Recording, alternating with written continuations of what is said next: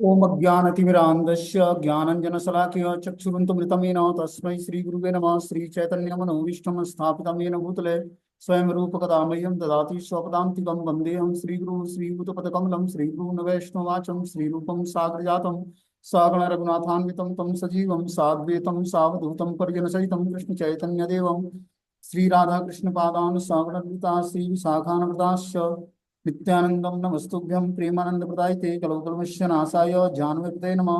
नमो महावदन्याय कृष्ण प्रेम प्रदायते कृष्णाय कृष्ण चैतन्य नामिने गुरुभ्यो नमः। पंचतत्वात्मकं कृष्णं भक्तरूप स्वरूपं भक्तावतारं भक्ताख्यं नमामि भक्तिशक्तिकं। हे कृष्ण करुणा सिंधु दीनबंधु जगत्पतये गोपेश गोपिकाकांत राधाकांत नमस्तुते तप्त कांचन गौरांगे श्रीराधे वृंदावनेश्वरी वृषभानुसुते देवी प्रणमामि हरिप्रिय। वाछाकल्पतरुभ्यश्च कृपा सिन्धुभ्येव च पतितानां पावनेभ्यो वैष्णवेभ्यो नमो नमः। जय श्री कृष्ण चैतन्य प्रभु नित्यानंद श्री अद्वैत गदाधर श्रीवासादि श्री गौर भक्तवृंद। हरे कृष्ण कृष्ण कृष्ण हरे हरे, हरे राम राम राम हरे हरे। तो इसमें आज हम लोग को श्रीमद् भगवद गीता का अध्याय 2, टाइटल है गीता का सार, और श्लोक संख्या 8 नंबर पढ़ना है। बोलते हैं, न ही प्रपश्यामि ममापुनुद्यात् यक्षोक मुक्षो खड इंद्रियाणम अवाप्य भूमाव संपन्न मृद्यम राज्यम सुवर्णा असुराणाम अपि चाधिपत्यम। मुझे ऐसा कोई साधन नहीं देखता जो मेरी इंद्रियों को सुखाने वाले शोक को दूर कर सके। स्वर्ग पर देवताओं के आधिपत्य की तरह इस धन्य धान्य संपन्न सारी पृथ्वी पर निष्कंटक राज्य प्राप्त करके भी मैं इस शोक को दूर नहीं कर सकता हूँ। तो हमने जैसे बताया था कि अर्जुन भगवान के सामने, जब भगवान अपने रथ को दोनों सेनाओं के मध्य में ले जाकर खड़ा कर देते हैं, ठीक है ना। अर्जुन के आदेश पर दोनों सेनाओं के मध्य में ले जाकर अर्जुन के रथ को खड़ा कर देते हैं, और अर्जुन जो है सैन्य निरीक्षण करता है कि हमारे पक्ष में, मतलब पांडवों के पक्ष में कौन कौन युद्ध कर रहा है और कौरवों के पक्ष में कौन कौन युद्ध कर रहा है। इस तरह से भगवान दोनों सेनाओं के मध्य में जब रथ स्थापित कर देते हैं, तब क्या होता है, धीरे धीरे जो है अर्जुन के अंदर मोह उत्पन्न होता है कि अपने परिवार के सदस्य ही दूसरे पक्ष में, जो अपने चाचा ताऊ पितामह गुरु सौतेले भाई, जो अपने चचेरे भाई बहन है, सब अपने साथ युद्ध करने के लिए उद्यत हैं। तो अर्जुन भक्त था भगवान का, इसलिए उसके हृदय में करुणा जागृत होती है कि मैं अपने ही लोगों को मार कर और राज्य का भोग कैसे कर पाऊंगा। सब अपने ही लोग हैं और हमारे विपरीत पक्ष में खड़े हैं युद्ध के लिए। तो ऐसा हर व्यक्ति के जीवन में सिचुएशंस आते हैं जब अपने ही व्यक्ति जो है कुछ प्रॉपर्टी के लिए या कुछ वस्तुओं के लिए, वो अपना ही व्यक्ति जो है अगेंस्ट खड़ा हो जाता है। तो अर्जुन चूंकि साधु स्वभाव का था, वो युद्ध नहीं करना चाहता था। और पांडव पक्ष ने भगवान को, कृष्ण को जो है शांति दूत बनाकर जो है हस्तिनापुर भेजा भी था कि हे कृष्ण, आप जाकर समझाइए कि वो हमें 5 राज्य नहीं दे सकता, तो कम से कम 5 गांव ही दे दे जिससे हम लोग रहकर शांतिपूर्वक जीवन यापन कर सकें। क्योंकि जुए में सब इन्होंने हार चुके थे कौरव पक्ष से। पांडव पक्ष सारा हार चुका था अपना राज्य, यहाँ तक कि अपनी पत्नी द्रौपदी को भी। लेकिन क्या हुआ कि वो जब 14 वर्ष के वनवास के बाद लौटे पांडव, ठीक है ना, तो क्या हुआ कि अब दुर्योधन ने राज्य में रखने से मना कर दिया, धृतराष्ट्र ने भी मना कर दिया, जबकि धृतराष्ट्र जो है बड़े मतलब पांडव के चाचा जी थे, लेकिन उन्होंने भी मना कर दिया, मैं अब राज्य में नहीं रख सकता दुर्योधन की आज्ञा के बिना। अब भगवान जो है शांति दूत बनकर जाते हैं, समझाते हैं कि क्या करो कि चलो 5 गांव दे दो, आप राज्य नहीं दे सकते तो इनको कम से कम 5 गांव दे दो जिससे ये आराम से रह सकें और जीवन यापन अपना कर सकें। तो दुर्योधन क्या बोलता है, मैं बिना युद्ध के सुई की नोक बराबर भी जमीन नहीं दूंगा। इसलिए कुरुक्षेत्र का युद्ध हुआ। तो कुरुक्षेत्र का युद्ध देखते हैं कि जैसे लगता होगा साधारण व्यक्ति की तरह कि भाई भाई में एक युद्ध है और बहुत ही साधारण तरीके से है, लेकिन क्या है कि ये धर्म युद्ध है। एक तरफ भगवान है पांडव के पक्ष में जो सब धर्मात्मा है, और दूसरी तरफ अधर्म है कौरव पक्ष। इस भौतिक संसार में धर्म और अधर्म के बीच में हमेशा युद्ध होता आया है। इसमें हम कैसे विजय विजय प्राप्त करेंगे, जब हम कृष्ण की शरण ग्रहण करेंगे। कृष्ण की शरण कैसे ग्रहण करेंगे, जब हम उनके नाम रूप गुण लीलाओं का चिंतन ध्यान अध्ययन गुणगान करेंगे, तब जाकर हम धीरे धीरे भगवान श्री कृष्ण की शरण ग्रहण कर पाएंगे। और श्री कृष्ण की शरण ग्रहण कैसे कर सकता है व्यक्ति, जब नाम जप करेगा। भगवान का नाम जब जप करेगा तो धीरे धीरे भगवान के शरणागत होगा। भगवान के शरण लेकर ही हम इस आधार्मिक जो वातावरण है कलयुग का, उस आधार्मिक वातावरण से बच पाएंगे। अब देखोगे कि चारों तरफ जो है हाहाकार मचा हुआ है, ठीक है ना। फॉरेस्ट फायर मतलब जिस तरह जंगल में आग लग जाती है पूरे जंगल को समाप्त कर देती है, उसी तरह पूरे संसार में भौतिक भोग के प्रति व्यक्ति की इतनी लालसा है कि सबका हृदय जल रहा है, और अथाह श्रम करके उसको कुछ लाभ होता है, उससे फिर वो भौतिक भोग करता है, और फिर से वो जो है जन्म मृत्यु जरा व्याधि के दोषों में फिर से लिप्त हो जाता है, और इससे जन्म जन्मांतर निकल नहीं पाता है, और फिर से माता के गर्भ में आता है, फिर से उसका जन्म होता है, फिर से बुढ़ापा आता है, फिर से रोग होता है, फिर से मृत्यु को प्राप्त होता है। इस तरह से इस भौतिक संसार में सबसे बड़ा कष्ट है जन्म मृत्यु जरा व्याधि। तो इस जन्म मृत्यु जरा व्याधि दुख दोषानुदर्शन हमसे छूटने के लिए भगवान ने भगवत गीता का ज्ञान दिया कि आप हमें जानो, मतलब कृष्ण को जानो, और कृष्ण को जानकर अपने जन्म मृत्यु जरा व्याधि से छुटकारा प्राप्त कर लो, और क्या करो, भगवान के धाम जाने की योग्यता हासिल करो, भगवान की प्रेममयी सेवा करने के लिए अपने अंदर योग्यता हासिल करो। तो भगवत गीता एक ऐसा मैनुअल बुक है जिसको हम पढ़कर जान सकते हैं कि हमारे जीवन का उद्देश्य क्या है, और हम किस उद्देश्य के लिए हमें ये मनुष्य जीवन मिला है। क्योंकि मनुष्य जीवन जो है 4 लाख योनियां होती, 84 लाख योनियों में 4 लाख तरह की वैरायटी मनुष्य की पाई जाती है। और भगवान इंटेलिजेंस मतलब बुद्धि इसलिए प्रदान करते हैं मनुष्य को कि बुद्धि का सही उपयोग करके मुझे जान ले, मतलब कृष्ण को जान ले। जब व्यक्ति के जब वो जन्म कर्म चमे दिव्यम यो यो यो वेति तत्वतः तत्वादि पुनर्जन्म नेति मामिति सुवर्जन। हे अर्जुन, जो मेरे जन्म और कर्म की दिव्य प्रकृति को जानता है वो फिर से दोबारा जन्म नहीं लेता है, बल्कि दिव्य धाम को प्राप्त करता है। तो हम सबका उद्देश्य क्या है? दिव्य धाम की प्राप्ति। जो मनुष्य जीवन में है उनका उद्देश्य है दिव्य धाम की प्राप्ति करना। दिव्य धाम को है कौन है? जहाँ भगवान ब्रज बिहारी भगवान श्री कृष्ण विलास करते हैं, वो दिव्य धाम है, जो वृंदावन धाम है। तो वृंदावन धाम एक हम ये भौम वृंदावन देखते हैं जो धरती पर वृंदावन है, एक वैकुंठ के ऊपर भगवान का नित्य धाम है। वहां पर भगवान नित्य निवास करते हैं और नित्य लीलाएं होती हैं, नित्य पार्षद हैं उनके। जब धरती पर लीलाएं करनी होती है भगवान को, तो वही भगवान वृंदावन धरती पर प्रकट होता है, और भगवान यहाँ पर आते हैं और अपने पहले नंद बाबा, यशोदा मैया, वसुदेव, देवकी और नित्य सिद्ध जो पार्षद हैं भगवान पहले भेजते हैं, यमुना गोवर्धन ब्रज की और नित्य पार्षद सब आते हैं, फिर ब्रज में लीलाएं होती हैं, फिर भगवान लीला समेटते हैं और यहाँ से धराधाम छोड़कर चले जाते हैं। लेकिन वहां पर लीला बंद नहीं होती, वहां पर नित्य लीलाएं भगवान की चलती है। उसी गोलोक बिहारी के धाम में, वृंदावन धाम में हमें प्रवेश करने के लिए कैसे हमारे अंदर योग्यता आएगी, इसीलिए भगवान ने भगवत गीता का ज्ञान दिया है। तो अर्जुन और दूसरे तरफ, एक तरफ पांडव और दूसरे तरफ जो है कौरवों का युद्ध होता है, और अर्जुन जो है अब शोक युक्त हो जाता है, मोहग्रस्त हो जाता है अपने ही परिवार के सदस्यों के को देखकर कि विपरीत पक्ष में अपने ही परिवार के सदस्य लोग सारे युद्ध करने के लिए उद्यत हैं, मैं कैसे युद्ध कर सकता हूँ। और क्या करता है, पहले अध्याय में हमने बताया कि गांडीव रथ पर रख देता है, गांडीव मतलब इनका जो धनुष था अर्जुन का, वो रथ पर रख देता है और बैठ जाता है, बोलता है हे कृष्ण मैं युद्ध नहीं करूंगा, और भगवान को 6-7 कारण भी बताता है युद्ध ना करने के। तो इस तरह से अर्जुन अब हार जाता है। तो भगवान ने भगवत गीता का दूसरा अध्याय शुरू किया उसके शोक और मोह को दूर करने के लिए। तो भगवत गीता का जो दूसरा अध्याय है ये हमारे शोक और मोह को नष्ट करता है, ठीक है ना। इसमें आज हम लोग 8वां श्लोक पढ़ रहे थे कि न ही प्रपश्यामि महावनुद्दात यत् शोक मुक्षो खड़ीन्द्रियाणाम अवाप्य भूमा संपन्न मृद्यम राज्यम स्वर्णाम मपि चाधिपत्यम। मुझे ऐसा कोई साधन नहीं दिखता जो मेरी इंद्रियों को सुखाने वाले इस शोक को दूर कर सके। स्वर्ग पर देवताओं के आधिपत्य की तरह इस धन धान्य संपन्न सारी पृथ्वी पर निष्कंटक राज्य प्राप्त करके भी मैं इस शोक को दूर नहीं कर पाऊंगा।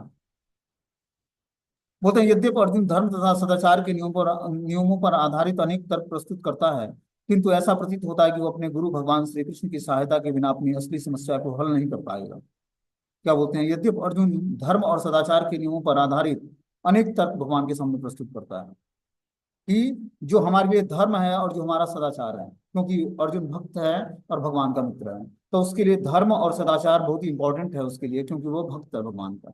जो भक्त होता है भगवान भगवान का, वो धर्म का पालन करता है और सदाचार का पालन करता है। इसलिए अर्जुन ने धर्म और सदाचार के नियमों का पर आधारित बहुत सारे तर्क भगवान के सामने रखे। लेकिन भगवान की इच्छा क्या थी कि अर्जुन युद्ध करे, किंतु ऐसा प्रतीत होता है कि वो अपने गुरु भगवान श्री कृष्ण की सहायता के बिना अपनी असली समस्या को हल नहीं कर पाएगा। हम हमारे पास ज्ञान भी होगा भगवत गीता का, उसके बाद हमें जब तक हम कृष्ण की शरण नहीं लेंगे, उनसे प्रार्थनाएं नहीं करेंगे, तब तक हम अपनी समस्याओं से छूट नहीं पाएंगे। इस श्लोक का तात्पर्य का मतलब यही है कि अगर जो हम आध्यात्मिक ज्ञान सीख भी लेते हैं, समझ भी लेते हैं, तब भी हमें नाम की शरण ग्रहण करनी पड़ेगी भगवान को। जब तक हम, क्योंकि कृष्ण और भगवान के नाम और भगवान में कोई अंतर नहीं है, नाम और नामी में कोई अंतर नहीं है। नाम स्वयं भगवान कृष्ण का ही है और कृष्ण साक्षात कृष्ण ही है, तो नाम और नामी में कोई अंतर नहीं है। ठीक है ना। तो जब व्यक्ति कृष्ण की शरण ग्रहण करता है, कैसे? नाम जप करके। जब संकीर्तन करता है तो भगवान कृष्ण की शरण ग्रहण करता है जीवात्मा, और श्री कृष्ण की शरण ग्रहण करके वो अपनी असली समस्याओं का पर हल प्राप्त कर सकता है। जो उसकी समस्या है उसको वो सुलझा सकता है। बोलते हैं वो समझ गया कि उसका तथाकथित ज्ञान उसकी उन समस्याओं को दूर करने में व्यर्थ है जो उसके सारे अस्तित्व को सुखाए दे रही है। उसे इस उलझनों को भगवान श्री कृष्ण जैसे आध्यात्मिक गुरु की सहायता के बिना हल कर पाना असंभव लग रहा था। वो भगवान की सहायता के बिना अपनी समस्याओं को हल कर पाने में असक्षम था। जैसे आध्यात्मिक गुरु की सहायता के बिना अपनी समस्याओं को हल कर पाना असंभव लगता है, शैक्षिक ज्ञान, विद्वत्ता, उच्च पद, ये सब जीवन की समस्याओं को हल करने में व्यर्थ हैं। कोई व्यक्ति शैक्षिक योग्यता, बहुत अच्छा उसका क्वालिफिकेशन है, और विद्वत्ता अच्छी है, अच्छा श्लोक कर लेता है, बोल लेता है, और अच्छी विद्वत्ता है संस्कृत और शास्त्रों पर, और उच्च पद पर है, उससे भक्ति का कुछ लेना देना नहीं है। आप अपनी जीवन की समस्याओं को हल करने के लिए आपकी शैक्षिक योग्यता, विद्वत्ता या उच्च पद आपको काम नहीं देगा। क्या काम देगा? कृष्ण की शरण जीव आत्मा जब ग्रहण करता है तब वो अपनी समस्याओं के हल को जान पाता है कि हम अपनी समस्याओं को हल कैसे करेंगे। यदि कोई इसमें सहायता कर सकता है तो वह एकमात्र गुरु है। अतः निष्कर्ष यह निकलता है कि गुरु जो सत प्रसत कृष्ण भावना भावित होता है वही एकमात्र प्रामाणिक गुरु है। वही जीवन की समस्याओं को हल कर सकता है। भगवान चैतन्य ने कहा कि जो कृष्ण भावनामृत के विज्ञान में दक्ष है, कृष्ण तत्ववेत्ता है, चाहे वह जिस किसी भी जाति का हो, वही वास्तविक गुरु है। तो भगवत गीता के ज्ञान को सुनने के लिए किसी रिलीजन से हमें रिलेटेड नहीं होना पड़ेगा कि हम ब्राह्मण होंगे तभी हम भगवत गीता के ज्ञान को सीख पाएंगे, या क्षत्रिय होंगे, या वैश्य होंगे, या शूद्र होंगे, मतलब कोई भी कैटेगरी नहीं है। भगवान ने भगवत गीता का ज्ञान एक जीवात्मा के लिए दिया है, एक आत्मा के लिए दिया है। जैसे हम सभी लोग एक शरीर में हैं, तो शरीर के अंदर जब तक आत्मा निवास करती है तब तक ये शरीर बोलता है, एक्टिविटी करता है, सुनता है, सोचता है, समझता है। लेकिन शरीर से जैसे ही आत्मा निकलेगी वैसे ही ये शरीर डेड पड़ जाएगा। जब तक शरीर है तब तक सब जब तक आत्मा है तब तक शरीर का अस्तित्व है। आत्मा के निकलते ही शरीर का अस्तित्व समाप्त हो जाएगा। कौन ब्राह्मण, कौन क्षत्रिय, कौन वैश्य और कौन शूद्र, सबके अंदर वही रक्त का संचार, वही परमात्मा, वही आत्मा, भगवान का अंश सबके अंदर निवास करता है। ये तो हमने कर्म और गुणों के अनुसार व्यक्ति को कैटेगराइज कर रखा है, ये ब्राह्मण है, ये क्षत्रिय है, ये वैश्य और शूद्र है। ठीक है ना। लेकिन भगवान ने भगवत गीता का ज्ञान किसी पर्टिकुलर रिलीजन के लिए नहीं दिया कि आप ब्राह्मण हो तभी भगवत गीता का ज्ञान सीख सकते हो, या क्षत्रिय हो तभी सुन सकते हो, ऐसा नहीं। भगवान ने कोई भेदभाव नहीं किया। हर एक जीवात्मा भगवत गीता के ज्ञान को सुनकर, सीख कर और अपने जीवन में धारण कर सकता है, और कृष्ण की शरण ग्रहण कर सकता है। ये पर्टिकुलर मनुष्य के लिए है जिसको भगवान ने बुद्धि प्रदान किया है। बुद्धि का सही उपयोग क्या है? भगवत गीता के ज्ञान के अनुसार जीवन जीना हम सीख लें। भगवत गीता का ज्ञान हमें क्या करता है? समस्त पाप कर्मों से हमें छुटकारा दिलाता है और हमें कृष्ण की शरण दिलाता है। इस प्रकार जब हम भगवान की शरण ग्रहण करेंगे भगवत गीता के माध्यम से, अपने समस्त अपराधों से, समस्त पाप कर्मों से छूट जाएंगे और जीवन हमारा आनंदमय हो जाएगा। बता रहे हैं कि यहाँ पर वही एकमात्र प्रमाणिक गुरु हैं, वही जीवन की समस्याओं को हल कर सकते हैं। भगवान चैतन्य ने कहा है कि जो कृष्ण भावनामृत के विज्ञान में दक्ष है, कृष्ण तत्ववेत्ता है, चाहे वो जिस किसी भी जाति का हो, वही वास्तविक गुरु है। किबा विप्र किबा न्यासी शूद्र के नये, यही कृष्ण तत्ववेत्ता से ही गुरु है। कोई व्यक्ति चाहे वो विप्र हो, चाहे निम्न जाति में जन्मा शूद्र हो, या सन्यासी, यदि वह कृष्ण के विज्ञान में दक्ष है तो यथार्थ प्रमाणिक गुरु है। अतः कृष्ण तत्ववेत्ता हुए बिना कोई प्रमाणिक गुरु नहीं हो सकता है। जब तक हम कृष्ण के ज्ञान को सुनेंगे, सीखेंगे नहीं, तब तक हम प्रमाणिक गुरु नहीं बन सकते हैं। प्रमाणिक गुरु बनने की योग्यता क्या है? कि हम भगवान के भक्त बने, तभी हम प्रामाणिकता अनुसार गुरु का रोल अपना सकते हैं। गुरु का रोल होने का मतलब भगवत गीता के ज्ञान को प्रचारित कर सकते हैं। जब हम भगवान का भजन करेंगे तो गुरु परंपरा के माध्यम से भगवान की भक्ति जब हम करेंगे, ठीक है ना, प्रमाणिक गुरु से दीक्षा लेकर, तब हमारे अंदर धीरे धीरे भक्ति में प्रमाणिकता आएगी। प्रमाणिकता के बिहाफ पर हम आगे जब प्रचार करेंगे तो सभी लोग भगवत गीता के ज्ञान को स्वीकार करेंगे, और जो जो भगवत गीता के ज्ञान को स्वीकार करेगा उसका जीवन सार्थक बनेगा। ठीक है ना। आगे इसमें बता रहे हैं कि संसार की सबसे बड़ी समस्या है जन्म, जरा, व्याधि और मृत्यु, किंतु निवृत्ति, धन संचय अर्थात आर्थिक विकास से संभव नहीं है। विश्व के विभिन्न भागों में ऐसे राज्य हैं जो जीवन की सारी सुविधाओं से तथा संपत्ति और आर्थिक विकास से पूरित हैं, किंतु फिर भी उनके सांसारिक जीवन की समस्या ज्यों की त्यों बनी रहती है। बोलते हैं कि जो है, जो जीवन की सारी सुविधाओं को इकट्ठा कर लेता है, संपत्ति और आर्थिक विकास के लिए जो भी उसको चाहिए, उसके लिए सारा अरेंजमेंट कर लेता है, उसके बाद भी व्यक्ति को सांसारिक जीवन में सुख नहीं मिलता है, शांति नहीं मिलती है। क्या कारण है इसका? हम देखते हैं कि जो है व्यक्ति स्ट्रगल करके धन कमाता है, धन कमाकर और भोग की सारी सामग्री जुटाता है, बड़े मकान, घर में बहुत सारी सुविधाएं, कूलर, फ्रिज, वॉशिंग मशीन और एसी जो भी है, बहुत सारी सुविधाएं हैं, फिर बड़ी गाड़ी, बड़े फोन, विवाह संस्कार करता है, बैंक बैलेंस बनाता है, बच्चे उत्पन्न करता है, पढ़ाई लिखाई, जॉब में, मतलब जीवन में जो भी हमें सुविधाएं चाहिए सब कुछ इकट्ठा करता है। लेकिन उसको मन शांति नहीं मिलती है। क्यों? क्योंकि उसने भगवान श्री कृष्ण की शरण ग्रहण नहीं की। ये शरीर की आवश्यकताएं बहुत निमित्त मात्रा हैं। क्या चाहिए इसको? दो रोटी, दो कपड़ा और एक छोटा सा छत जिसके नीचे व्यक्ति रह सके। लेकिन इसी के लिए जीवन भर कितना संघर्ष करके ट्रैफिक में भाग दौड़ मचाकर और जो व्यक्ति धन कमाता है, धन कमाता है, उससे सेटिस्फेक्शन नहीं मिलता, फिर ओवर टाइम करता है, ओवर टाइम करके और धन कमाता है। और फिर क्या करता है, उस ओवर टाइम से जब शरीर साथ नहीं देता है, तो जो ओवर टाइम करके, मतलब जो शरीर की कैपेसिटी 8 घंटे काम करने की, वो 12 घंटे काम कर धन कमाता है। और जो 4 घंटे से ओवर टाइम मिला उसको ले जाकर हॉस्पिटल में, क्योंकि शरीर बीमार पड़ जाएगा कुछ ही दिनों में, क्योंकि कैपेसिटी ही 8 घंटे की है कार्य करने की।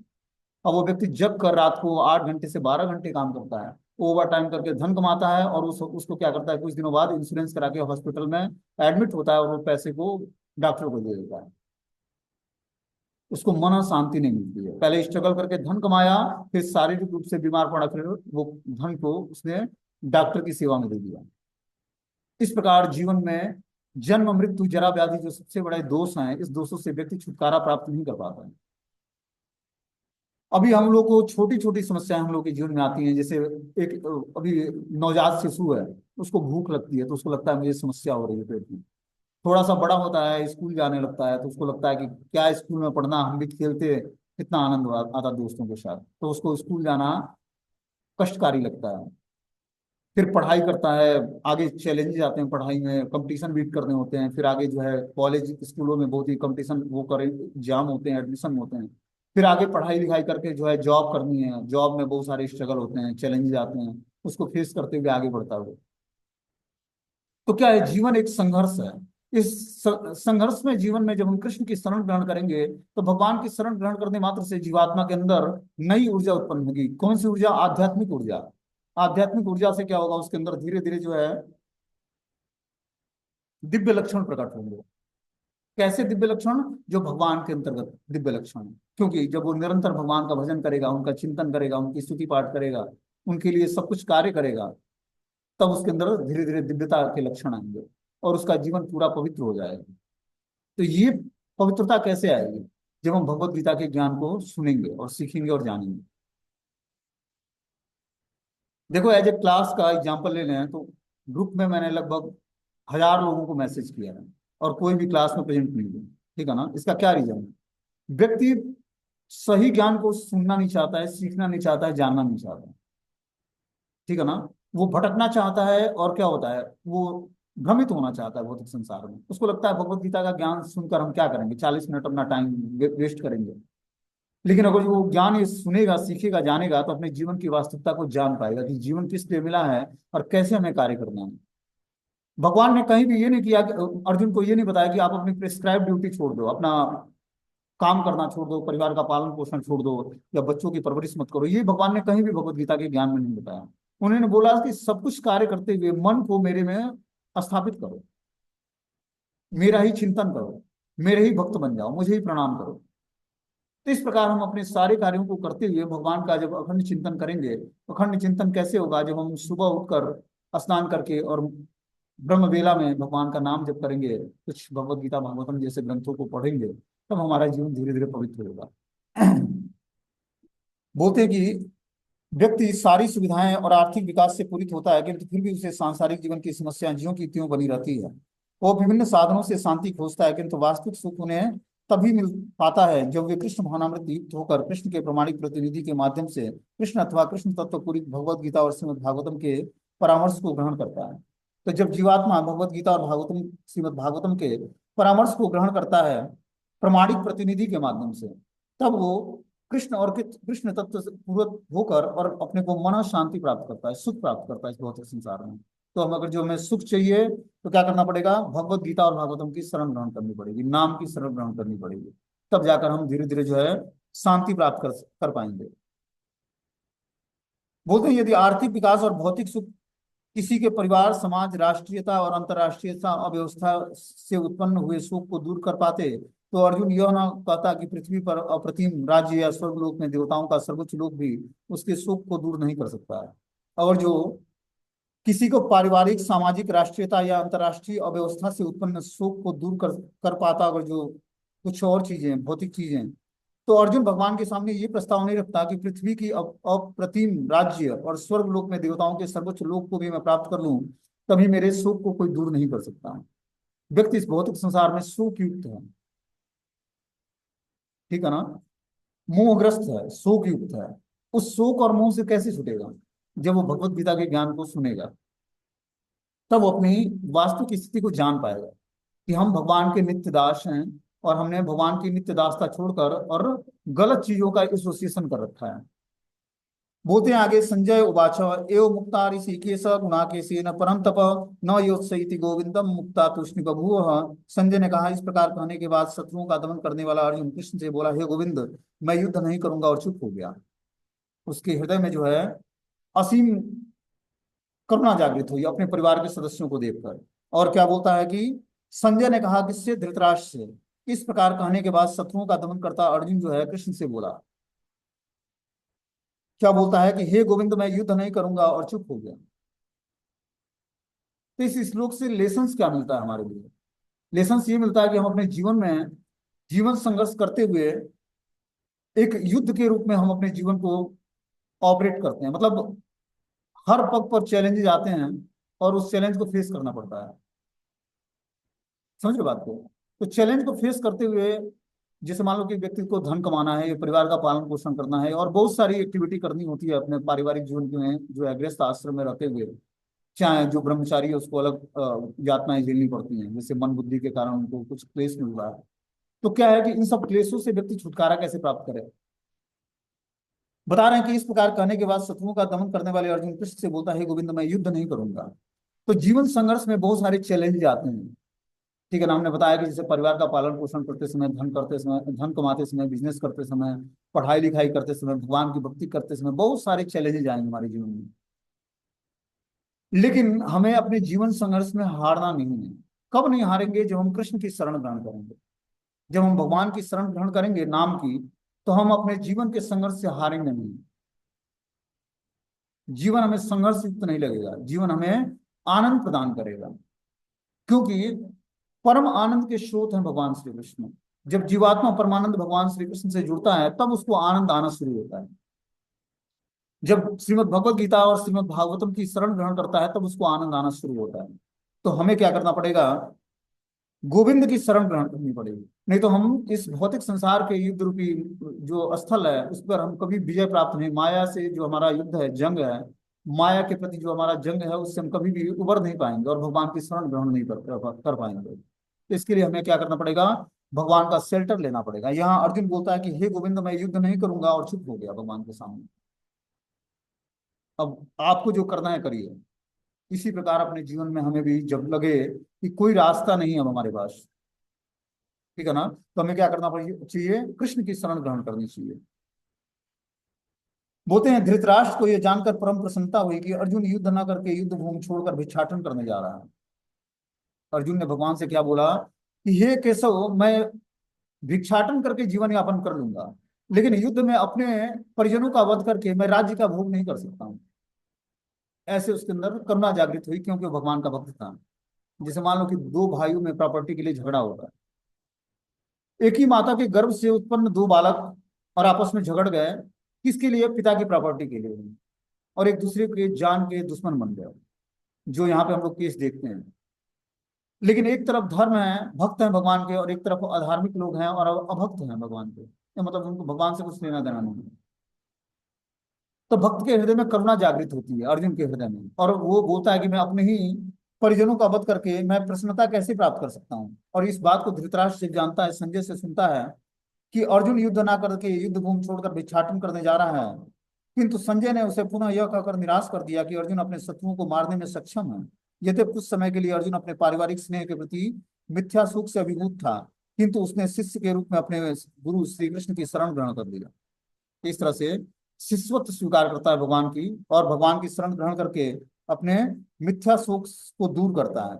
इससे सूचित होता है कि शीघ्र ही वह इस शोक से निवृत्त हो जाएगा, और आत्म साक्षात्कार या कृष्ण भावनामृत में पूर्ण ज्ञान से प्रकाशित होकर पुनः युद्ध करेगा। इस तरह धृतराष्ट्र का हर्ष भंग हो जाता है। जब संजय बताता है पहले कि अर्जुन युद्ध ना करके भिक्षाटन करने के लिए तैयार है, तो धृतराष्ट्र बहुत प्रसन्न होता है। और दूसरे ही पल संजय बोलता है कि हे धृतराष्ट्र, वो अपने पारिवारिक स्नेह के कारण मिथ्या ही सुख को प्राप्त हो गया है, लेकिन अब वो शोक से निवृत्त होकर आत्म साक्षात्कार करके और कृष्ण भावनामृत में पूर्ण स्थिर होकर अब वो युद्ध करने के लिए तैयार है। तो धृतराष्ट्र का हर्ष भंग हो जाता है, उसकी जो खुशी थी वो दुख में बदल जाती है। आगे बोलते हैं कि तमुवाच ऋषिकेश प्रहसन्यो भारत सैन्योरुभयो मध्ये विषिदंत विदम वचम। हे भरतवंशी, उस समय दोनों सेनाओं के मध्य में शोकमग्न अर्जुन से कृष्ण ने मानो हंसते हुए ये शब्द कहे। अब क्या है, दोनों सेनाओं के मध्य में भगवान ने अर्जुन के रथ को खड़ा किया था। भगवान को बहुत ही हंसी आई अर्जुन के एक्टिविटी को देखकर। तो संजय इस बात को धृतराष्ट्र को बताता है कि उस समय दोनों सेनाओं के मध्य में शोकमग्न अर्जुन से कृष्ण ने मानो हंसते हुए ये शब्द कहा। क्या शब्द बोले? दो घनिष्ठ मित्रों के बीच में ऋषिकेश और गुणाकेश के मध्य वार्तालाप चल रही थी। गुणाकेश है अर्जुन और ऋषिकेश है भगवान श्री कृष्ण। गुणाकेश मतलब जो नीति पर विजय प्राप्त कर लिया हो। अर्जुन नीति पर विजय प्राप्त कर लिया, उसको नीति नहीं आती थी। और ऋषिकेश, ऋषिकेश मतलब जो इंद्रियों के स्वामी हैं, जो इंद्रियों के नियामक हैं, कंट्रोलर हैं। हमारे समस्त इंद्रियों के कंट्रोलर भगवान हैं। इंद्रियों से हम गलत कार्य करते हैं। जैसे पांच ज्ञान इंद्रियां हैं, आंख, नाक, जीवा, त्वचा और कान। इस पांचों ज्ञान इंद्रियों से हम ज्ञान प्राप्त करते हैं, ठीक है ना। तो इसके सबके कंट्रोलर भगवान श्री कृष्ण है। जब हम इस पांच ज्ञान इंद्रियों को भगवान की दिव्य सेवा में लगाते हैं तो हमारी सेंसेस कंट्रोल में आ जाते हैं, ठीक है। तो इसके इसीलिए उनका नाम है ऋषिकेश। क्या करते हैं वो? हमारे इंद्रियों को कंट्रोल करते हैं। और गुणाकेश अर्जुन को बोला गया है। तो यहाँ पर दो घनिष्ठ मित्रों के बीच में, ऋषिकेश और गुणाकेश के बीच में वार्तालाप चल रही है। बोलते हैं मित्र के रूप में दोनों का पद समान है, किंतु इनमें से एक स्वेच्छा से दूसरे का शिष्य बन जाता है। अर्जुन स्वेच्छा से भगवान श्री कृष्ण की शरण ग्रहण करता है। कृष्ण हंस रहे थे क्योंकि उनका मित्र अब उनका शिष्य बन गया था। सबों के स्वामी होने के कारण वो सदैव श्रेष्ठ पद पर रहते हैं। तो भी भगवान अपने भक्त के लिए सखा, पुत्र और प्रेमी बनकर बनना स्वीकार करते हैं, किंतु जब उन्हें गुरु रूप में अंगीकार कर लिया जाता है तो उन्होंने तुरंत गुरु की भूमिका निभाने के लिए शिष्य के रूप की भांति, शिष्य से गुरु की भांति गंभीरता पूर्वक बातें की, जैसा कि अपेक्षित था। तो अभी तक अर्जुन जो है भगवान को अपना मित्र मानता था, ठीक है ना। और कृष्ण हंस भी रहे थे उसकी बातों को सुनकर। उनका मित्र अब उनका शिष्य बन रहा है। सबों के स्वामी होने के कारण वो सदैव श्रेष्ठ पद पर है। तो सांसारिक दृष्टि से लग रहा था कि भगवान जो है अर्जुन के रथ के सारथी बने, लेकिन अर्जुन जो है भगवान को अपना मित्र मानता था और अब जाकर गुरु के रूप में भगवान को स्वीकार करता है। जैसे ही गुरु के रूप में स्वीकार करता है और भगवान स्वामी के रूप में होते हैं तो भगवान का श्रेष्ठ पद है अर्जुन के सामने। तो भी भगवान अपने भक्त के लिए सखा, पुत्र और प्रेमी बनकर बनना स्वीकार करते हैं। अर्जुन तो अपना गुरु मानता था, लेकिन भगवान कभी कभी अपने भक्तों के लिए उसका मित्र, पुत्र या प्रेमी बनना स्वीकार कर लेते हैं। जैसे जिसका भाव से भगवान को की शरण ग्रहण करता है वैसे ही भगवान उसके साथ आदान प्रदान करते हैं। रिसिप्रोकेशन होता है भगवान का। किंतु जब उन्हें गुरु रूप में अंगीकार कर लिया गया तो उन्होंने तुरंत गुरु की भूमिका निभाने के लिए शिष्य से गुरु की भांति गंभीरता पूर्वक बातें की, जैसा कि अपेक्षित है। ऐसा प्रतीत होता है कि गुरु तथा शिष्य की यह वार्ता दोनों सेनाओं की उपस्थिति में हुआ, जिससे सारे लोग लाभान्वित हुए। अतः भगवत गीता का संवाद किसी एक व्यक्ति, समाज या जाति के लिए नहीं, अपितु सभी के लिए है। इससे सुनने के लिए शत्रु या मित्र समान रूप से अधिकारी है। तो भगवत गीता का ज्ञान सुनने के लिए हमारे पास कोई योग्यता नहीं है, तब भी हम भगवत गीता का ज्ञान सीख कर, सुनकर, समझकर, क्योंकि ये भगवान और एक भक्त के बीच में वार्तालाप है। जो भी भक्त बनना चाहता है वो भगवत गीता के संवाद को सुनकर व्यक्ति, समाज या जाति के लिए नहीं अपितु सबों के लिए है ये ज्ञान। और उसे सुनने के लिए शत्रु या मित्र समान रूप से अधिकारी हैं। इसमें ये क्वालिफिकेशन नहीं है कि आप भगवान से शत्रुता रखते हो या मित्रता रखते हो, या आप किसी कैसे व्यक्ति हो, या समाज के हो, किस समाज के हो या किस जाति के हो। इससे मतलब नहीं है। भगवत गीता का ज्ञान भगवान ने हर एक जीवात्मा के लिए दिया है जो मनुष्य शरीर धारण किया है। अब आगे जो है भगवान बोलते हैं, श्री भगवान उवाच, अशोच्यानाम वदशोचस्य प्रज्ञावादास्य भास्ते गतात्म गतातुश्च नान सोचन्ति पंडिता। जब अर्जुन क्या करता है, कृष्ण से बोलता है, हे गोविंद मैं युद्ध नहीं करूंगा, और चुप हो जाता है। तब भगवान अब बोलना शुरू करते हैं, क्या बोलते हैं? अशोच्यानाम वदशोचस्य प्रज्ञावादास्य भास्ते गता शून्य गतासुश्च नान सोचन्ति पंडिता। श्री भगवान ने कहा, तुम पांडित्यपूर्ण वचन कहते हो और उसके लिए शोक कर रहे हो जो शोक करने योग्य नहीं है। जो विद्वान होता है वो न तो जीवित के लिए न ही मृत्यु के लिए शोक करता है। तो जो विद्वान व्यक्ति होता है वो न तो जीवित के लिए न ही मृत्यु के लिए शोक करता है। मान लो कि एक घर में गार्जियन, घर का गार्जियन कुछ दिनों बाद जो है शरीर त्याग देता है, तो सभी लोग, घर के लोग शोकित हो जाते हैं, उसके शरीर को घेर कर बैठ जाते हैं और रोना शुरू करते हैं कि अब हम लोगों का क्या होगा, हम लोग की परवरिश कौन करेगा। क्योंकि वो आश्रित थे उन पर, और जिनका आश्रय लिए थे वो शरीर छोड़कर चले गए। तो शरीर छोड़कर चले गए, इसका मतलब क्या हुआ कि शरीर से आत्मा निकली और आत्मा जो है दूसरे शरीर में प्रवेश कर गई। ठीक है ना? तो किसके लिए रोते हैं? उस शरीर के लिए रोते हैं जो पंचभूतों से बना हुआ है, जो शाश्वत नहीं है, आज नहीं तो कल ये नष्ट होना है। इसमें जन्म होनी है, मृत्यु होनी है, जरा मतलब बीमारी, बुढ़ापा, और व्याधि मतलब बीमारियां आनी। तो उस जन्म मृत्यु जरा व्याधि वाले शरीर को पकड़कर व्यक्ति रोता है कि अभी चले गए, अब हमारी परवरिश कौन करेगा। ठीक है ना? लेकिन उसके लिए नहीं रोता जो आत्मा दूसरे शरीर में प्रवेश कर गई। उस व्यक्ति को उस आत्मा से कुछ लेना देना नहीं, बस उस शरीर को लेकर पकड़ कर रोता है कि ये चले गए तो हमारा हमारी परवरिश कौन करेगा। तो क्या है, वो मोहग्रस्त है उस शरीर को लेकर। वही यहाँ पर बता रहे हैं कि तुम पांडित पूर्ण वचन कहते हो और उनके लिए शोक कर रहे हो जो शोक करने योग्य नहीं है। जो विद्वान होता है न तो जीवित के लिए न ही मृत्यु के लिए शोक करता है। देखो, भौतिक संसार में हम जिस किसी का भी आश्रय लेंगे वो हमें आज नहीं तो कल हमारे कष्ट का कारण बने। इसीलिए हमें आश्रय भगवान का लेना है, क्योंकि वो हमारे परमानेंट मित्र हैं, हमारे परमानेंट स्वामी हैं, परमानेंट दोस्त हैं। मतलब जो कुछ भी बोले उनको, वो पुत्र प्रेमी सखा के रूप में हमारे वो शाश्वत मित्र हैं, शाश्वत पुत्र हैं, शाश्वत प्रेमी हैं, जो कभी समाप्त होने वाले या कभी हमसे दूर होने वाले नहीं हैं। इस भौतिक संसार में हम जिस किसी को भी अपना मित्र या पुत्र या प्रेमी बनाएंगे, वो आज नहीं तो कल हमारा साथ छोड़कर चला जाएगा, छोड़ देगा। लेकिन जब वही व्यक्ति भगवान की शरण ग्रहण करता है तो धीरे धीरे जो है शोक से मुक्त हो जाता है। बोलते हैं, भगवान ने तत्काल गुरु का पद संभाला और अपने शिष्य को अप्रत्यक्ष मूर्ख कहकर डांटा। उन्होंने कहा कि तुम विद्वान की तरह बातें करते हो, किंतु तुम यह नहीं जानते कि जो विद्वान होता है, अर्थात जो यह नहीं जानता कि शरीर तथा आत्मा क्या है, वो किसी भी अवस्था में शरीर के लिए चाहे वह जीवित हो या मृत शोक नहीं करता है। क्या बोलते हैं यहाँ पर? अब भगवान जो है गुरु का पद संभालते हैं, अर्जुन का गुरु बन जाते हैं, और बोलते हैं शिष्य को अप्रत्यक्ष मूर्ख कहकर डांटते हैं, अप्रत्यक्षता मूर्ख कहकर डांटते हैं कि तुम बड़े ही मूर्ख व्यक्ति हो। तुम विद्वानों की तरफ बात तो करते हो लेकिन विद्वान हो नहीं। ठीक है ना? अर्जुन क्या बोलता है, मैं युद्ध नहीं करूंगा, मैं भिक्षाटन करके जीवन यापन कर लूंगा। तो ये विद्वान व्यक्ति के का उद्देश्य होता है कि वो किसी से झगड़ा नहीं करना चाहता। वो सोचता है कि मैं किसी वस्तु को प्राप्त करने के लिए जितने देर में झगड़ा करूंगा, उतनी देर में भगवान की शरण ग्रहण करके और भगवान कृष्ण से वो वस्तु प्राप्त कर लूंगा। तो क्यों मैं झगड़ा करने जाऊं किसी से। तो यहाँ पर पांडित्यपूर्ण वचन तो कहता है अर्जुन, लेकिन पंडित है नहीं, भगवान बता रहे हैं। अर्थात जो यह नहीं जानता कि शरीर तथा आत्मा क्या है, वह किसी भी अवस्था में शरीर के लिए चाहे वह जीवित हो या मृत शोक नहीं करता है। वो किसी भी अवस्था में जब वो आत्मा के अस्तित्व को जान जाता है तो वो शरीर के लिए शोक नहीं करता है, चाहे शरीर जीवित हो या मृत्यु को प्राप्त हो जाए। अगले अध्याय से यह स्पष्ट हो जाएगा कि ज्ञान का अर्थ है पदार्थ तथा आत्मा और इन दोनों के नियामक को जानना। वास्तविक ज्ञान का उद्देश्य क्या है कि हम पदार्थ और आत्मा के अंतर को जान पाए, कि पदार्थ क्या है, शरीर क्या है और आत्मा क्या है, शरीर के धर्म क्या है और आत्मा के धर्म क्या है। अर्जुन का तर्क था कि राजनीतिक या सामाजिक सामाजिक समाज नीति की अपेक्षा धर्म को अधिक महत्व मिलना चाहिए, किंतु उसे यह ज्ञात था कि पदार्थ आत्मा और परमेश्वर का ज्ञान धार्मिक सूत्रों से अधिक महत्वपूर्ण है।